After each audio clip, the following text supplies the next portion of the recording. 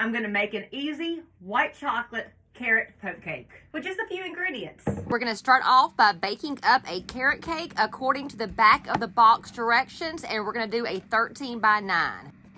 To my bowl, I'm going to add a 14-ounce can of sweetened condensed milk, and I'm going to mix in 1 3/4 cup of milk.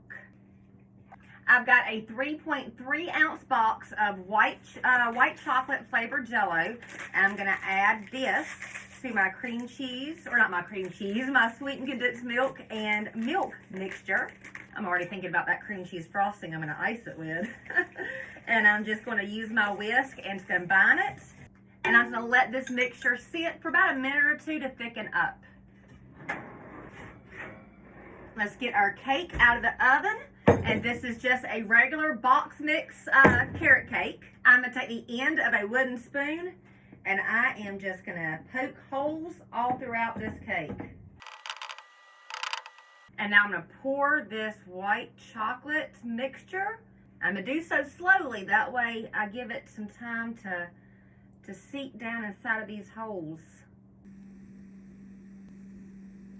I'm going to let this cool completely, and then I'm going to frost it with some homemade cream cheese frosting. Now, you can use store-bought cream cheese frosting too, but there's just nothing like homemade frosting. I made up some simple cream cheese frosting. This is 2 8-ounce packages of room temperature cream cheese, 1 stick of unsalted butter, room temperature too. Cream those together with a couple of cups of confectioner's sugar, a couple of splashes of vanilla, and cream cheese frosting. And I also like a lot of frosting.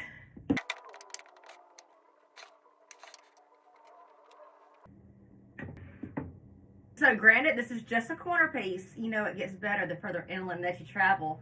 But y'all, look at that white chocolate filling. Oh my goodness.